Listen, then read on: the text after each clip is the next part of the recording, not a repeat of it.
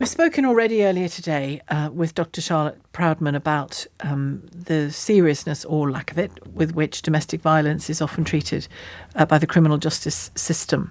But a very particular story has come across my path, and it's the story of Tina Wing, whose son Daniel is with me in the studio now. And Daniel, your mum was brutally murdered when you were just 1 year of age, and you still find yourself in a position as an adult man.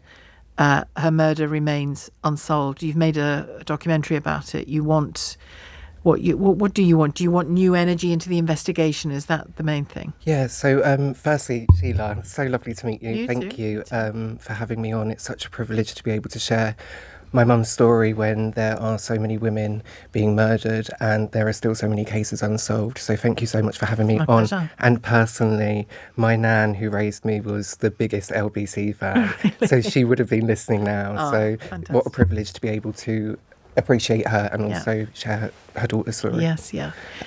So you made the I mean, obviously, with or without a documentary, you would want a resolution on this case after all this time. Yeah, so fortunately, through making the film that I've just done, Who Murdered You, Mum, I found out, because really what it was a journey or quest for answers, because my mum's case has been unsolved. My dad went on trial for it but was acquitted, and since then it's basically been cold. Through the process of making the film, I did have a privileged disclosure meeting with the police, who said that they would reopen the case if there was new and compelling evidence. So that was in the summer, and I'm waiting to really hear back any updates. I don't really know where that stands, and I think I am just a son navigating this, and although I've done a film about it, it's really hard to be able to know what to do next. I feel a bit like I'm on my own now. Yeah. Was that part of the reason you wanted the documentary out there and don't forget this story, don't forget my mother, and don't forget the case? Well, I hadn't in the 5 months of filming was the most I'd ever spoken about my mum in my lifetime, because everything was so lovingly protected from me. But when my nan, as I said, who raised me, passed away 2 years ago, it kind of left me on a bit of wow, who am I? A bit of limbo. Yeah. And then from the gaining the knowledge of knowing that there's potential to be able to reopen the case, it sparked a bit of a, why has my mum been forgotten for 32 years? And how do I move this forward? And do you find that you relate to your mum and the dreadful story of what happened to her? Also, I'm sure the loving stories that you learned through your grandmother as well. Do you find that difficult to navigate, because that they're all different layers, aren't they? But of course, you were so tiny. You presumably have no actual sort of visual, mental recollection of your mum. I'm sure you will have an emotional recollection, but no visual recollection. No, so that was really what made me go on the quest for answers, because I didn't know who my mum was outside of her murder. I'd asked questions, and most of the conversations would always kind of go towards her murder, so I didn't really know who she was as much as a person. And this journey kind of allowed me to find out, things about her, traits and special little nuggets about her life and who she was. And that's really special, because during the process of making the film, I actually felt like I was going to meet her at the end of it. So the realisation that I wasn't is and was still like really tough. Yeah, I can imagine that. And I mean, even when you do know your parent very well, once you lose them, you actually have to start creating a different relationship with them that's not about them being present, but in a way that's been your entire relationship with your mum, hasn't it? 100%. I think growing up, I used to kind of talk to her when I was like a child, like in my head, and then there was about 15 years where it really went blank, because life got in the way. My nan then had a stroke. We lost my auntie and uncle, two of my mum's siblings, and my nan started to deteriorate with dementia. So did that feel to you like, obviously your mum had been erased in the sense that she'd been killed, but your aunties and uncles would have kept her memory alive, your nan clearly did, I'm sure photographs and all of that, but actually once you start to lose them, Yeah. or your nan started to lose her memory, did you feel it was all slipping away before a conclusion? Well, actually, my mum wasn't really celebrated that much because we didn't have answers. And as I say, I was protected. She really wasn't up in conversation. There wasn't many pictures of her up. Really? Yeah, because it was too hard, painful for people. And I think because they didn't have the answers, they didn't want to open up the conversation of me asking questions. I think, you know, losing a daughter and a sister to murder, brutal murder, and not having answers or closure, not being able to do a funeral straight away. I'm now a year older than my mum was when she was murdered. I'm 33 years old, which is a bit of a blessing for me because I see life in a completely different light, where I have to take every experience that's offered to me because what else is there? She didn't get the opportunity. Yeah, and also my nan done such an amazing job of protecting me and care and love. I think, you know, it would be such a shame to ruin her sacrifice of not living life. Absolutely. You know? Yeah, and presumably part of your desire to get this investigation up and running again and on the move and come to, you know, find out who did this is to honour your mum a bit, is it? As well as get grief and closure to you to be dealt with? I think it's acknowledgement.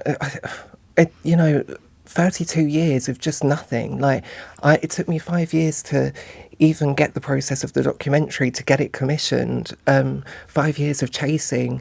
Not everyone does that. And to think that I had to do that groundwork and think the confidence building to even be able to go on camera and do that. People don't have these opportunities to be able to do that, or that space if you're raising a family and you're in it. I didn't experience the grief myself. I didn't experience that, which I guess gives me a bit of a drive. But really, I do want to shine light on unheard voices as well as my mum's case, because it's not easy. No, it's not easy, I'm sure. And you say you didn't experience the grief, but in some sense, I wonder if you did and do, because you were being raised by people and surrounded by people who were in grief and the shock. If you lose somebody to murder, that's a different kind of loss. In a way, it was in you and of you, even though you didn't experience it. That was my mistake. I didn't experience the actual loss at the of time. murder. Yes, my grief is ambiguous grief, I'm sure, which I suffered through the whole of my life because conversations weren't open about my mum. I had to hold it all in. So it's really been 32 years of suppression of my own grief, which is why I also wanted to do the film, because people got to go to the funeral of my mum. I never got that opportunity. So this really was kind of my moment to be able to acknowledge her as well. I read here that you did have a box of keepsakes of her that you would look through. Do you still do that? Yeah. So I have this shoebox of pictures, and it has different parts of her school reports, and that's all I have of her. So yeah, I do look. What did you learn from the school reports? I'm still processing it because I used to get it out. But actually, she was really good at school. I've still got my own school report, so I do want to one day compare them and see what that is. Because you can get little insights into a person from a school report. Yeah. I remember at the age of 12, in my junior school, so up to the age of sort of 10, 11, I had a period where I had a stammer. It wasn't severe, but it needed a bit of help. And anyway, solved. Not solved, but, diminished. And then by 12, on the instruction of the person who'd helped me with the stammer, she said, if you ever get an opportunity to read or speak out loud, offer to do it, make sure you do it. So that was doing, good girl, I'll do it. And there's a little school report thing that says, perhaps the liveliest member, I'll never forget it, perhaps the liveliest member of the form when it comes to open discussion.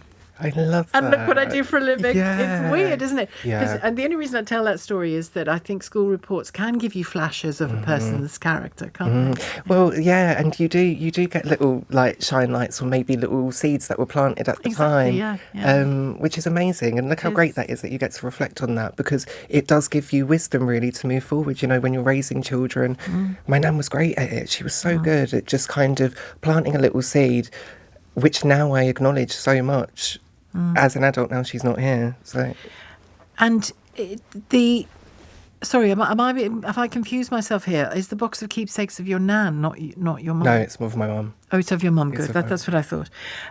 So the the next step really is new evidence, isn't it? That's what you've been told you must bring forward to get this reopened.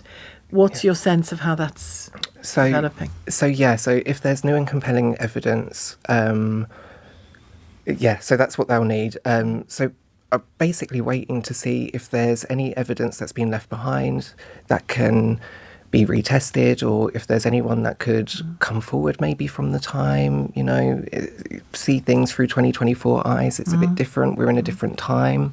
The film also kind of does explore that, it was a time capsule of what things were like. Well, and there have been scientific advances in investigations since then, haven't there? Yeah, so DNA advances, because it didn't really exist in 92. No. And now the amount that is needed that can be tested is so minor compared to what it was, which is amazing.